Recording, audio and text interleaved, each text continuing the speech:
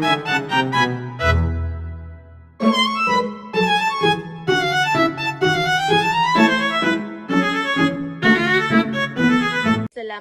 warahmatullahi ta'ala wabarakatuh.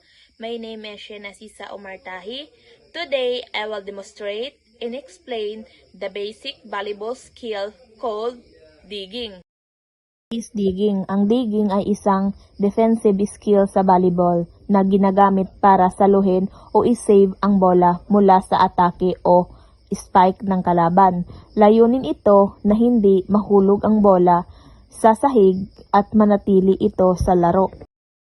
Tamang position ng katawan. Ngayon, titignan natin ang tamang position. Tumayo nang nakahiwalay ang mga paa kasing lapat ng balikat. Bahagyan, baluktutin ang tuhod. Ibaba ang katawan at maging handa. Panatilihin nakatingin sa bola. Luna ang mga braso sa harap.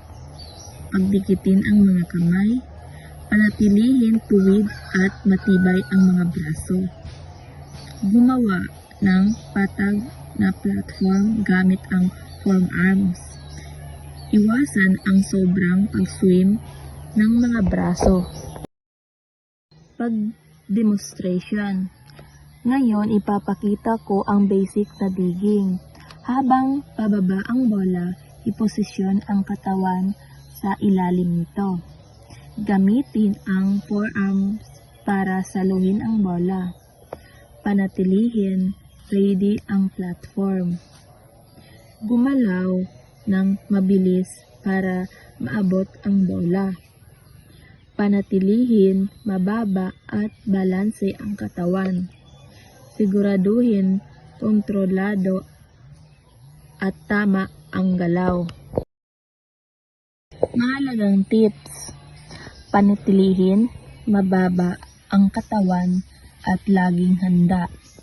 Gamitin ang mga paa at tuhod para kontrolin ang bola. Iwasan ang sobrang pag-swim ng braso. Panatilihin patag at steady ang platform. Lagi nakatingin sa bola. Paalala sa kaligtasan, lagi maging maingat sa paggalaw. Iwasan ang pag-trip kung hindi sanay. Panatilihin ang balance upang hindi matumba. Huminto agad kung may nararamdamang sakit. At yun ang tamang paraan ng digging sa volleyball. Thank you for watching.